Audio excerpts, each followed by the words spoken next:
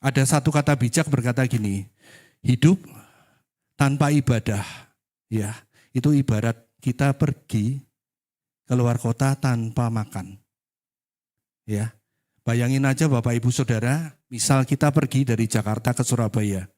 Ya, dari Jakarta ke Surabaya kita pergi, perjalanannya begitu jauh, ratusan kilometer, tanpa mampir ke rest area, tanpa mampir ke restoran.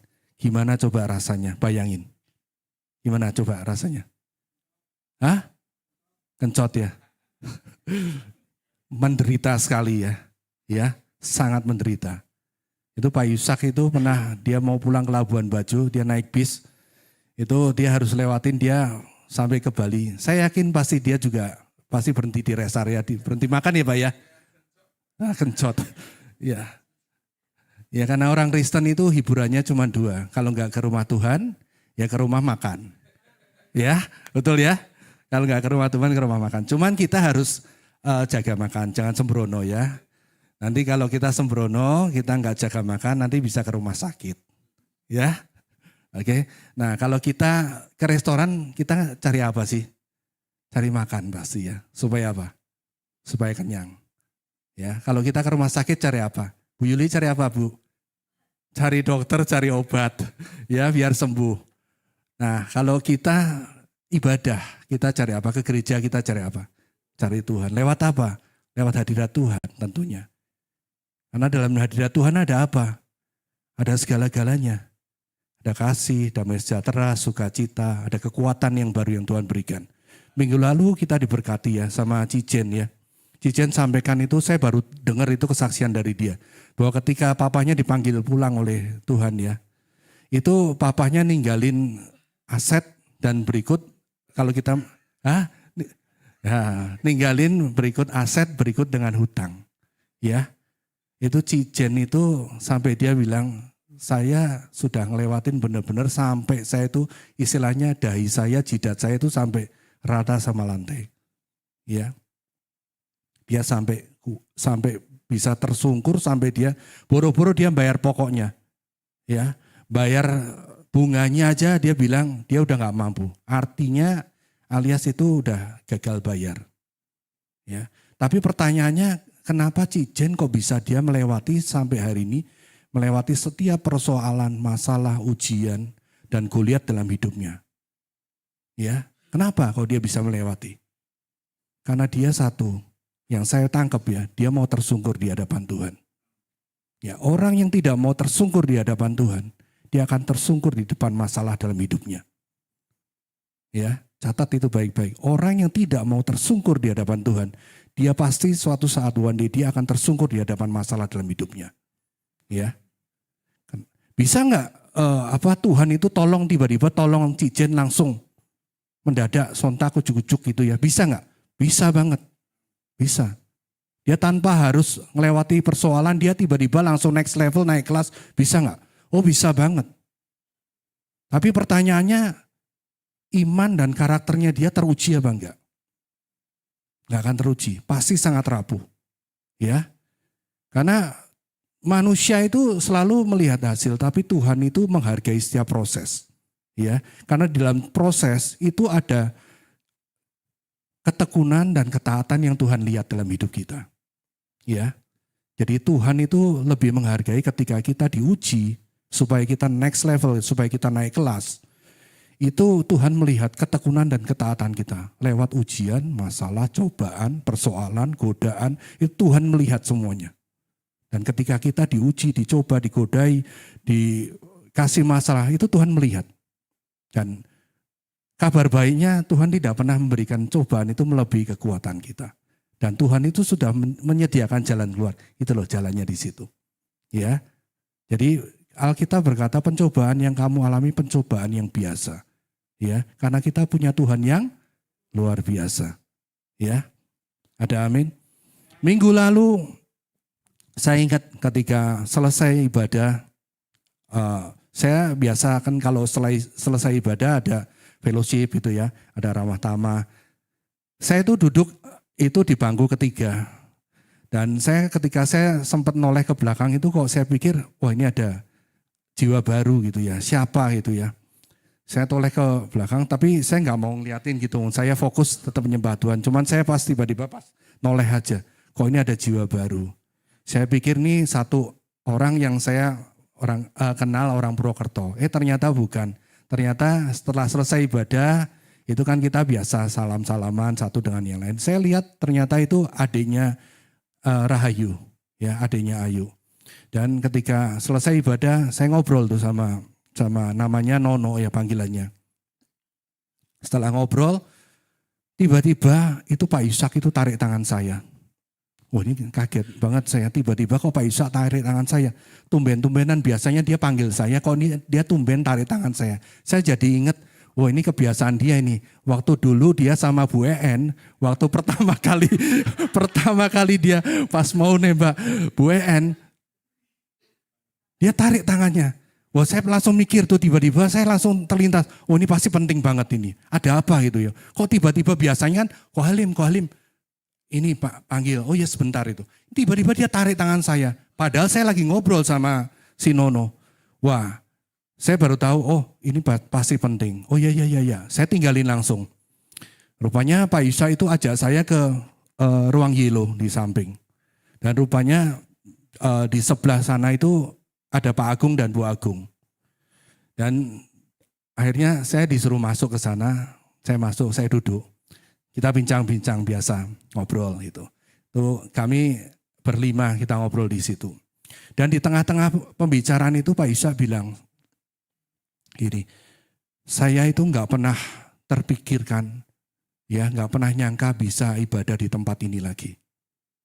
Betul ya Pak Ishak ya, saya nggak pernah bayangkan.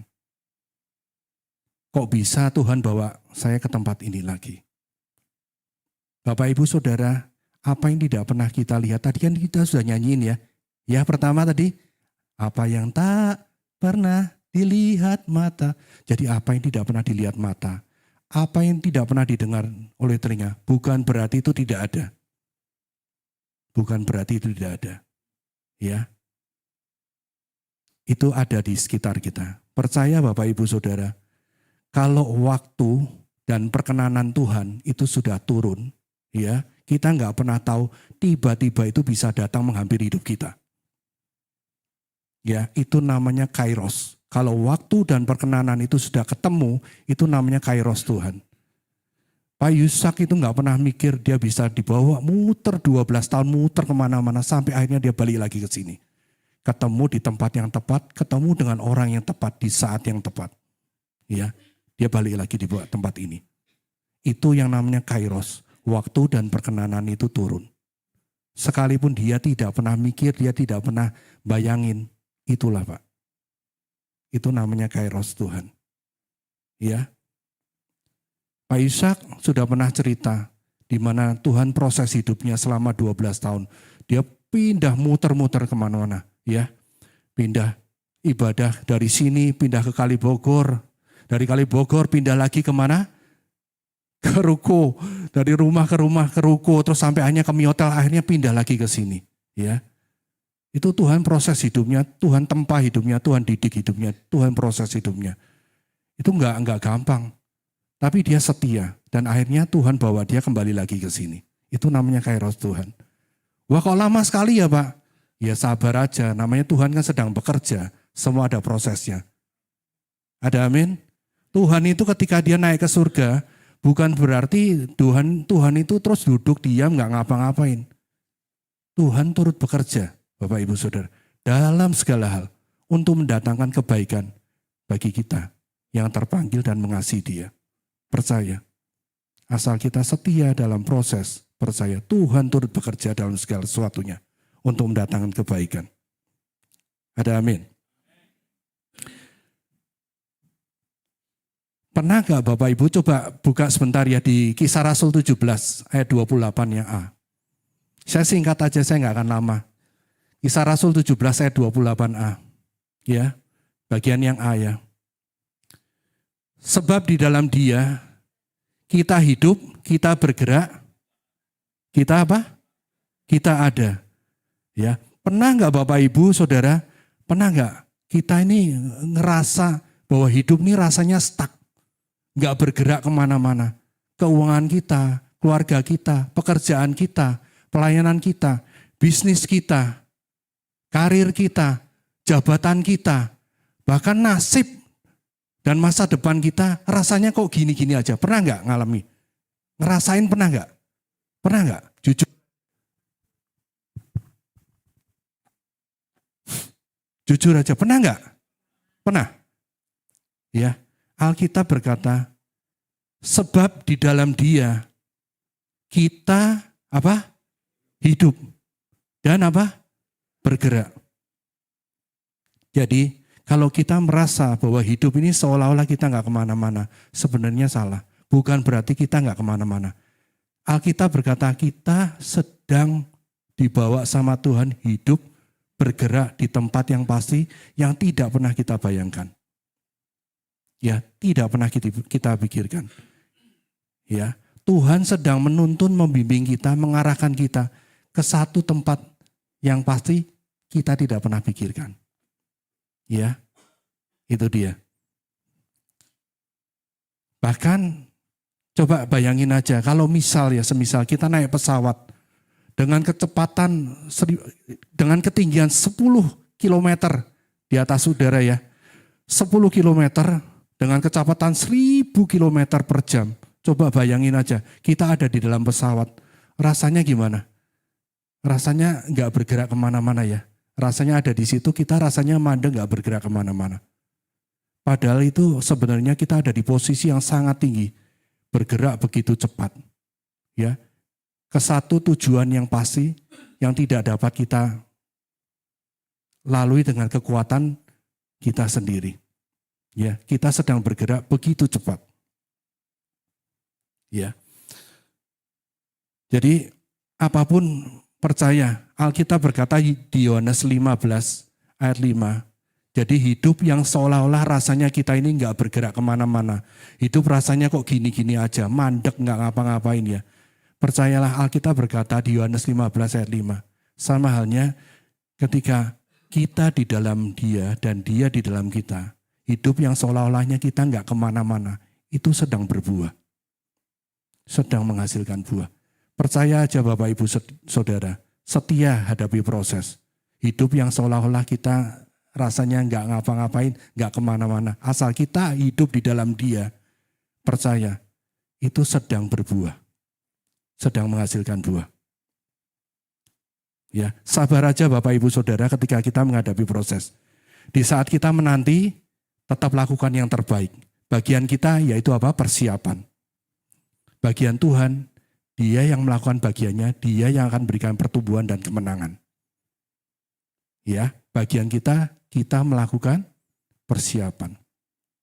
Judul khotbah saya pagi hari ini, persiapan menghasilkan sebuah kemenangan. Ya, judul khotbah saya pagi hari ini, persiapan menghasilkan sebuah kemenangan. Semua orang pasti pengennya menang. Siapa yang pengen menang? Ada yang pengen kalah enggak? Semua orang pasti pengen menang dong. Ya. Cuman pertanyaannya, apakah semua orang mau melewati setiap proses yang ada? Semua orang pasti pengen menang. Tapi mau enggak melewati, nikmati setiap proses yang ada? Mau enggak? Enggak mau. Mau menangnya tapi enggak mau prosesnya. Itu namanya apa? Bahasa Ibraninya namanya bocengli ya. Namanya bocengli. Ya, kemenangan itu adalah buah dari setiap proses dan rangkaian perjalanan persiapan yang kita lewati. Jadi kemenangan itu enggak ujuk-ujuk itu jatuh dari langit seperti air hujan. Ya. Kemenangan itu adalah buah dari persiapan yang kita lalui, kita lewati. Ada amin? Amin ya. Jadi tetap kita yang namanya hujan pun itu juga ada prosesnya. Dari nggak ujuk-ujuk itu langsung turun. Hujan itu kan pasti ada panas, setelah panas terus apa? Mendung, terus baru hujan. Ya. Jadi semua ada prosesnya. Daud ya, kalau kita belajar dari hidup Daud. Daud itu orang yang diproses sama Tuhan. Dia mau mulai hidupnya menjadi raja, Bukan dia langsung dari medan perang, enggak. Daud itu memulai hidupnya itu dari padang rumput dengan 2-3 ekor kambing domba yang dia pelihara. Dari orang tuanya dia pelihara 2-3 ekor ini di tempat yang sepi, tempat yang tersembunyi, tidak ada sorot lampu, tidak ada tepuk tangan, tidak ada kamera, jauh dari keramaian. Daud memulai dari padang rumput untuk menjadi raja. Itu proses hidupnya Daud. Jadi semua orang tokoh-tokoh di Alkitab itu ngelewati yang namanya proses. Untuk jadi orang-orang yang luar biasa itu harus melewati yang namanya proses. Ya, buka slide pertama ya. Ini kita lihat ya. Ini menarik sekali. Ini namanya ada seorang Amerika, warga negara Amerika. Dia sanggup menaklukkan gedung Taipei 101. 25 Januari kemarin, tahun 2026, dia sanggup naik dari bawah, naik sampai ke gedung, ke paling atas, tingkatnya 101 lantai. Dia naik tanpa tali dan tanpa alat bantu. Coba bayangin, namanya Alex Honnold. Ya, bukan Alex Lia, tapi namanya Alex Honnold. Ya. Dia usia 41 tahun, kelahiran 17 Agustus 1985. Ya, dia dibayar 10 juta US dollar. Berarti 180 miliar kurang lebih. Dia menyelesaikan dengan waktu 90 menit. Naik dari bawah sampai ke paling atas 90 menit. Kalau Bapak Ibu Saudara mau nggak terima uang 180 miliar 90 menit? Mau nggak? Mau ya? Mau uangnya, itu benar. Betul ya, Bu Purba ngomong itu, jujur banget. Saya suka sama orang yang jujur gini, saya pun juga mau duitnya. Resikonya ya nehi lah. Nehi, gak mau ya, duitnya mau. Nah sekarang dibalik kesuksesannya Alex Honnold ini, apa yang dia lakukan? Pasti ada apa? Ada latihan. Dia latihan fisik, dia latihan mental, ya. Dia orang yang vegetarian, ya. Dia latihan fisik, dia minum vitamin, dia latihan berbulan-bulan. Dia ngapalin setiap sudut-sudut tingkat kesulitan, kerumitan tuh dia hafalin. Berbulan-bulan namanya. Jadi bukan 90 menit, dia langsung ujuk-ujuk dapat 180 miliar. Dia berbulan-bulan. Orang lalu lalang dia ngelewatin, dia liatin. Akhirnya dia bisa naik ke gedung yang paling tinggi dengan ketinggian 508 meter. 508 meter, berapa kali menara pandang itu tingginya? 5 kali menara pandang. Coba bayangin. Itu jangan tanya itu anginnya gedenya kayak apa, aduh. Anginnya kira-kira sepoi-sepoi apa gede itu? Silir-silir ya. Jangan tanya tuh anginnya gede apa enggak. Next slide ya. Ini almarhum papa saya, ya, dia pernah dapat proyek di Solo Baru. Itu ownernya itu salah satu pengusaha pabrik batik ya, pengusaha batik yang sangat terkenal di Indonesia. Dia punya sekian puluh hektar, dia bangun real estate di daerah Solo Baru. Kebetulan kakak saya kenal sama dia. Jadi akhirnya dia bangun real estate karena real estate-nya kurang laku, kurang gitu sukses, kurang dikenal karena daerah Solo Baru. Jadi akhirnya dia bangun waterpark. Ya, dia bangun waterpark di situ. Di waterpark itu ada satu wahana namanya bungee jumping. Bungee jumping. Itu ketinggiannya 45 meter. Ya. Itu papa saya yang pasti dia nggak akan berani naik ke atas. Saya pun juga nggak akan berani. Papa saya itu kumpulin beberapa tukang-tukangnya, tanya, kamu berani nggak naik ke atas? Tukang-tukang seniornya dia, karena ada beberapa bagian itu baut harus dilas, harus dikasih bracket, itu harus dilas. Itu dengan ketinggian, itu rangkanya kan dari besi. Jadi harus dilas. Jadi papa saya udah nggak bisa kontrol. Dia briefing di bawah. Papa saya itu briefing di bawah. Kamu berani nggak naik ke atas? Dari tiga orang turun, akhirnya dua. Dari dua orang akhirnya tinggal satu orang yang naik ke atas.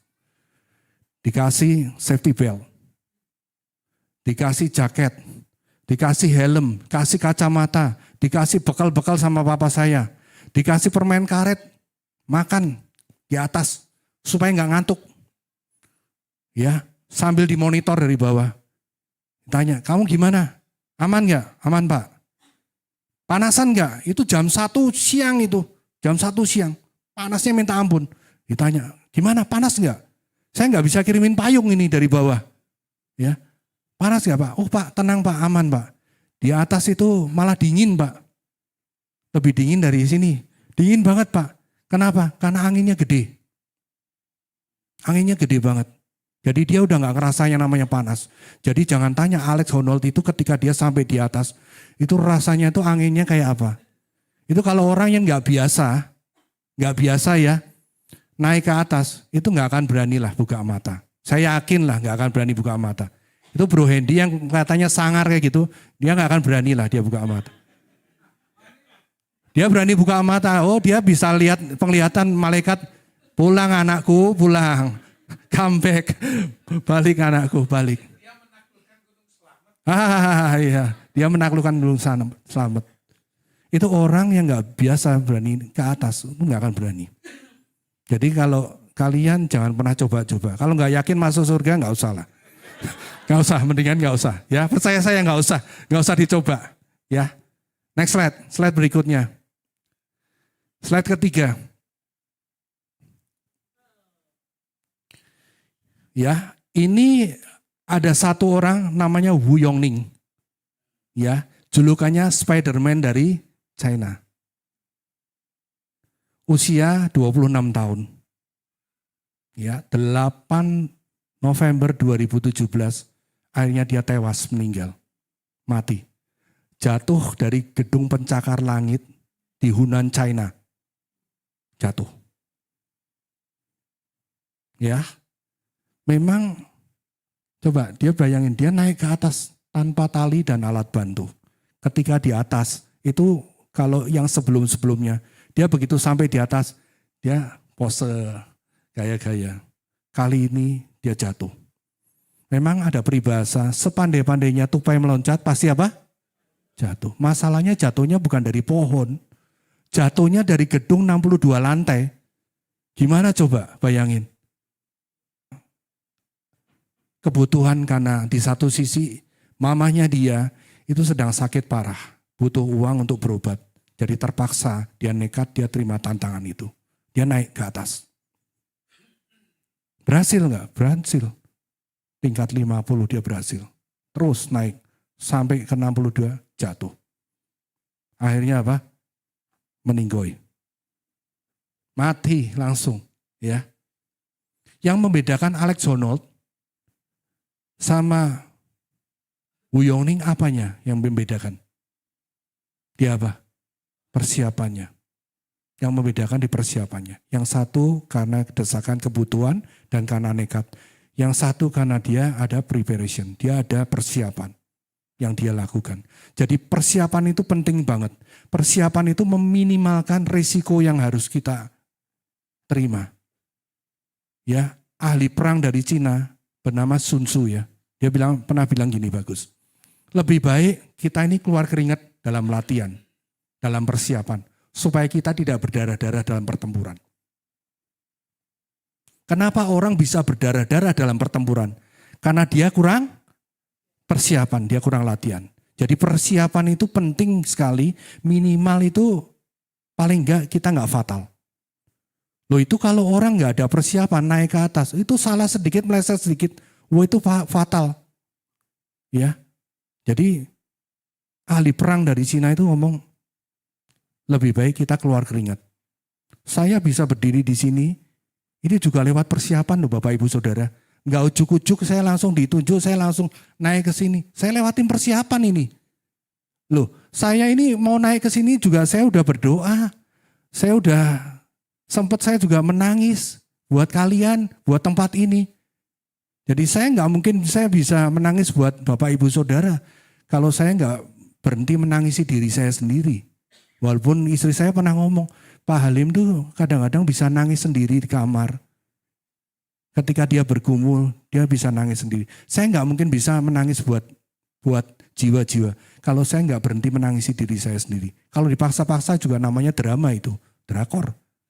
Ya, saya bisa berdiri di sini juga saya melewati yang namanya persiapan. Jadi persiapan itu penting. Tadi pagi juga saya tiba-tiba saya juga udah dibangunin sama alarm. Saya dibangunin, saya bangun. Saya buka gembok, ada karyawan datang, saya bukain pintu. Langsung saya masuk, saya berlutut, saya berdoa. Jadi saya berdiri di sini juga melewati yang namanya persiapan. Jadi persiapan itu penting. Kemenangan itu ditentukan dari persiapan. Seberapa jauh kita mempersiapkan itu, seberapa jauh juga kita kemenangan yang akan kita dapat. Ya, jadi persiapkanlah diri kalian untuk lompatan yang jauh lebih besar. Ya, percaya waktu Tuhan kita nggak pernah tahu. Kalau waktu dan perkenanan Tuhan itu sudah ketemu, itu namanya kairos Tuhan. Tuhan lebih suka mempersiapkan. Jangan minta Tuhan berkati saya. Minta hati kita ketika Tuhan itu memberkati kita. Benar-benar kita kedapatan kita sudah siap. Banyak orang nggak siap miskin, tapi lebih banyak orang nggak siap kaya. Coba dikasih kekayaan sedikit aja, mainannya udah macam-macam. Mainannya macam-macam, keinginannya, kebutuhannya macam-macam. Loh, Mahatma Gandhi itu juga ngomong, hati manusia itu lebih luas daripada dunia. Hati manusia itu paling gedenya seberapa sih? Paling kalau daging itu istilahnya sekian kilo ya. Tapi itu lebih luas daripada dunia. Satu dunia itu dimasukkan ke hati manusia tetap aja kurang. Itu namanya manusia. Ya. Tapi buat kita anak-anak Tuhan itu nggak ada. Di sini sih nggak ada. Di luar sana banyak. Di sini nggak ada. Ya, di luar sana. Di sini saya yakin hatinya limpah dengan ucapan syukur. Ya, apa yang kita makan, minum, pakai, Tuhan sudah cukupkan. Kita mengucap syukur. Jadi ibadah itu ekspresi kita. Dari Senin sampai Sabtu Tuhan sudah mencukupkan kita. Makan, minum, pakai. Kita ekspresikan di hari Minggu. Ya, hari Minggu itu harinya Tuhan. Ya, hari Minggu kan harinya Tuhan ya. Betul ya, Bu En ya? Ya, kita kalau ibadah, kita cari apa? Cari Tuhan apa cari uang? Apa cari cuan? Cari apa? Cari berkat apa cari Tuhan? Cari Tuhan. Siapa yang cari Tuhan? Siapa yang cari berkat? Siapa yang cari dua-duanya? Nah, saya dua-duanya. Saya cari cuan, juga cari Tuhan. Tapi nomor satu tetap Tuhan nomor satu. Ya, kalau berkat itu pasti akan bonus mengikuti. Cuma yang nggak boleh kita mencuankan Tuhan atau mentuhankan cuan. Ya, nggak boleh ya. Ya. Jadi persiapan itu balik lagi nih, jadi ngelantur kemana-mana. Persiapan itu penting banget ya, Bapak Ibu Saudara. Daud, ya kita bicara Daud. Daud itu raja yang luar biasa. Dia memulai hidupnya dari perjalanan dari bawah. Itu bukan dari medan perang, tapi dari padang rumput. Dengan 2-3 ekor kambing domba yang dia percayakan. Daud itu anak yang keberapa? Anak bungsu, anak yang ke-7. Ya, 3 kakaknya, Eliab, Syama, dan Abinadab. Itu jadi tentaranya Saul. Jadi kakaknya dia nomor 4, nomor 5, nomor 6. Itu pasti jadi gembala juga. Ya, kakaknya nomor 4, 5, 6.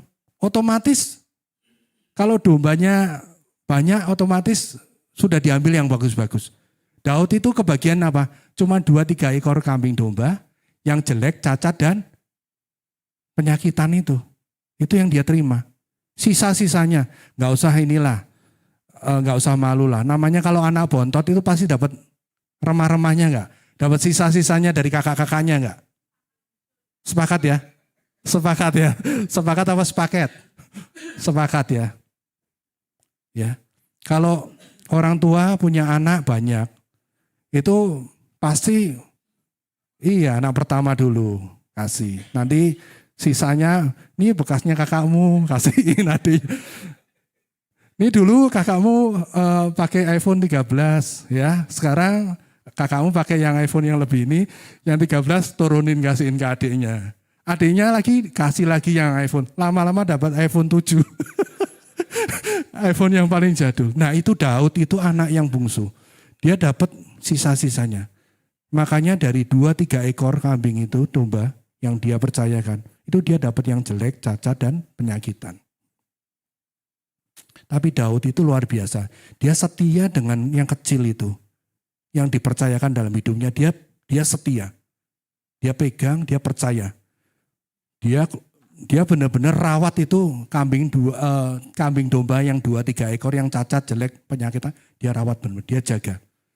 Ketika diambil dimangsa sama beruang dan singa, itu diapain? Oh, dikejar sama dia. Padahal jelek, cacat, dan penyakitan. Oh, kalau kita, ngapain? Kasihin aja. Kasihin enggak? Kasihin dong ya. Udah jelek, cacat, malah ini ngeribetin. Ini mau jalan aja kakinya yang satu pincang. Ini mau saya aja jalan cepet enggak bisa. Mau dimangsa udah biarin aja. Kerjaan saya jadi lebih enteng. Ya, secara manusia begitu enggak? Tapi Daud itu enggak. Cacat, jelek, penyakitan. Itu di mata Daud, ini titipan dari Tuhan. Saya harus rawat, saya harus jaga. Makanya enggak heran Daud itu hidupnya diangkat sama Tuhan. Ketika ada singa beruang itu datang, dia apa? Dia kejar.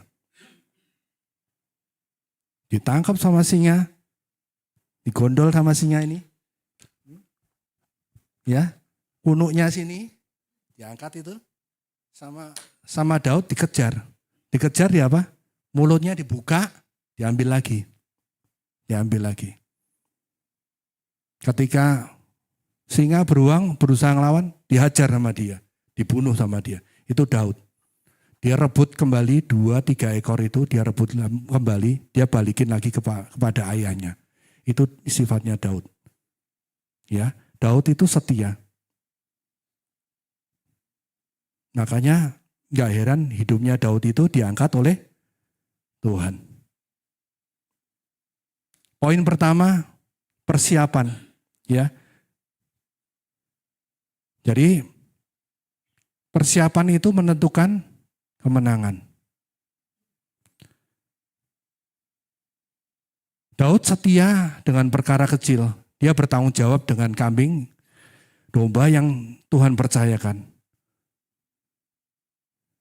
Ya. Buka sama-sama di 1 Samuel 17 ayat 34.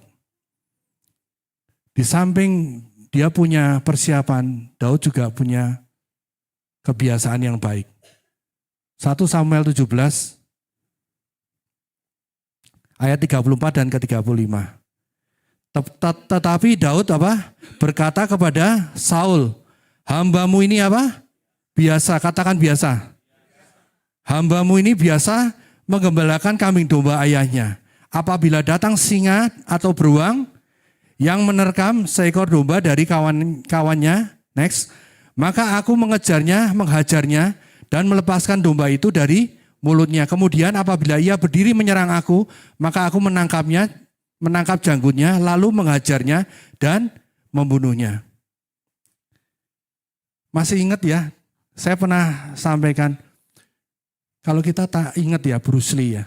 Bruce Lee itu satu tokoh kungfu yang legendaris yang luar biasa. Bruce Lee itu nggak pernah takut sama orang yang punya 1000 jurus, tapi dia hanya melakukan hanya 1 kali. Dia nggak pernah takut sama orang yang punya berbagai macam senjata, tapi dia ngelakuin hanya sekali. Dia lebih takut sama orang yang hanya punya 1 jurus, tapi dia melakukannya itu 1000 kali. Dia hanya punya 1 senjata, tapi dia melakukannya itu 1000 kali. Dia lebih takut. Dia nggak takut tuh sama orang yang model kayak Bro Hendy punya 1000 jurus itu ya, tapi hanya melakukan sekali. Itu sama Bruce Lee, diketawain. Tapi kalau dia punya cuma 1 jurus, dia ngelakuin itu 1000 kali, oh dia takut. dia lebih mikir. Itu Bruce Lee. Ini cerita tentang Daud ya. Daud itu dia dipercaya cuma berapa? 2-3 ekor kambing. Ya, 2-3 ekor kambing dua. Jadi Daud itu begitu dia kasih makan 2-3 ekor kambing domba, dia rawat, ya, dia mandiin. Kerjaannya kan pasti cepat nggak? Kalau 2-3 ribu kan itu lama banget ya. Ini karena 2-3 ekor berarti kerjanya jadi cepat dong. Ya, jadi cepat. Setelah dia selesai kasih 2-3 ekor kambing domba, kasih makan, dia rawat, terus ngapain? Daud ngapain? Dia ambil kecapi. Dia main kecapi. Dan dia nggak pernah berpikir bahwa permainannya dia itu bisa membawa dia itu sampai ke istana raja. Setelah dia main kecapi, dia ngapain coba Daud? Dia nggak punya pedang. Dia pergi ke sungai, dia ambil batu, dia cari akar pohon yang paling kuat, dia bikin ketapel. Begitu dia bikin ketapel, dia mulai belajar apa? Belajar ngumban. Sampai dia berhari-hari dia belajar ngumban. Sampai itu mahir benar-benar. Jadi dia benar-benar expert, instingnya juga dia tajam banget. Itu kalau di Hakim-Hakim 20, itu kalau orang yang mahir, tangan kidal loh padahal. Itu dia sampai ngumban itu tidak meleset satu helai rambut pun. Nah itu Daud itu orang yang benar-benar dia istilahnya titis ya, mahir. Dia begitu ngumban, itu langsung tepat kena di sasaran. Dan dia nggak pernah berpikir bahwa ternyata keahliannya dia itu bisa mengalahkan Goliat. Setelah dia belajar latihan ngumban, ngapain? Tulis Mazmur. Daud tulis Mazmur. Dan kita nggak pernah tahu setelah sekian ribu tahun Mazmurnya itu memberkati kita sampai hari ini. Hari Jumat kemarin tuh Mazmur 23 dinyanyikan. Kita nyanyiin sama-sama. Betul ya? Mazmur 23. Tuhan adalah apa? Gembalaku. Takkan kekurangan aku. Kenapa dibilang Tuhan adalah gembala yang baik? Kenapa dibilang Tuhan gembala yang baik? Ada 7 poin. Tuhan adalah gembala yang baik. Kenapa dibilang gembala yang baik? Takkan kekurangan aku. Artinya dia mencukupi. Dia mencukupi, dia membaringkan, dia mengurapi, dia menyegarkan. Dia menuntun, dia menyediakan, dia mengurapi. Makanya gak heran dia, Daud sampai bilang, Tuhan adalah gembala yang baik. Ya. Jadi Mazmur yang Daud tulis itu memberkati kita. Aku melihat ke gunung-gunung Tuhan, aku melayangkan pandanganku ke gunung-gunung Tuhan. Dari mana datangnya pertolonganku? Pertolonganku ialah dari apa? Tuhan yang menjadikan langit dan bumi. Tidak pernah terlelap, tidak pernah tertidur, penjaga Israel. Daud sampai bisa nulis, artinya dia ngalami, dia ngelewati setiap proses yang ada. Ada amin. Ya, jadi persiapan itu penting banget untuk menuju sebuah kemenangan. Ayat berikutnya, 1 Samuel 17 ayat 50.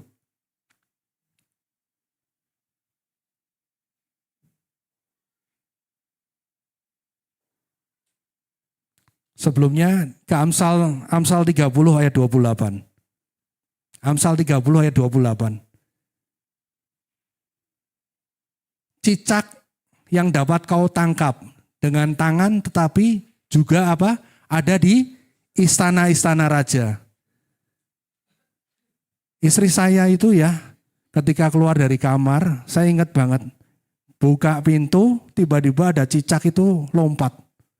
Saya lagi nonton All England, bulu tangkis, Piala Dunia. Tiba-tiba karena itu apa, cicak itu loncat ke badannya dia. Wah dia itu teriaknya itu kalah seru lah. Kita seru banget. Itu sampai satu rumah itu sampai begitu. Sampai saya pikir wah ini tetangga pasti ini ngelihat, wah ini kalau bisa ngelihat ini ada apa nih, wah kok sampai heboh banget itu ya. Itu istri saya itu. Kalau dia namanya ada cicak tuh dia jijik banget. Dia mau mandi itu, dia udah siapin anduk, dia udah siapin pakaian untuk ganti, dia udah siapin kapas untuk bersihin muka. Begitu dia mau masuk, mau tutup pintu, ada cicak satu itu loh ya, kecil itu. Ya. Lambe tangan dong. Kayaknya tegang banget nih. Kayak ngadepin di kantor pajak aja. Ya, dia begitu dia ngeliat, iya. Nah dia ngeliat cicak satu itu ya, kecil itu di dinding itu. Wah heboh dia. Cari baygon lah, cari hits lah, cari sapu lah, cari sapu itulah tebah. Bingung dia. Dia panggil-panggil saya. Nah saya kan buka laci, ada karet ya, saya tinggal cepret aja. Cepret gitu ya, begitu jatuh saya pegang, langsung saya masukin ke kloset, langsung saya flash. Udah beres.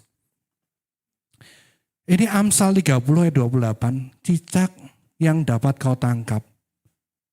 Ya, Daud itu orang yang kecil imut-imut. Itu tingginya kurang lebih satu telinga saya. Kemerah-merahan. Ya, cicak yang dapat kau tangkap dengan tangan, tetapi juga ada di istana-istana raja. Jadi Daud itu orang yang pendek, kecil, ya, imut-imut, kemerah-merahan. Tapi dia bisa masuk ke istana raja. Pernah dengar lagunya Cicak-cicak di dinding ya? Ya, pernah dengar ya? Lagunya gimana? Cicak diam, datang, hap, langsung. Jadi Daud itu kebiasaannya dia itu apa? Ya dia cuman biasanya ngumban aja. Tapi tanpa sadar itu Tuhan itu taruh Goliat dalam hidupnya. Dan itu membuat dia itu sampai akhirnya dia dapat promosi naik ke istana raja. Jadi kebiasaannya dia itu membuat dia itu menang akhirnya. Jadi penting sekali selain kita persiapan kita harus punya kebiasaan. Ada amin? Ya, ada amin? 1 Samuel 17 ayat 50. Saya mau akhiri ya. 1 Samuel 17 ayat 50. Poin ketiga itu kemenangan. Ya.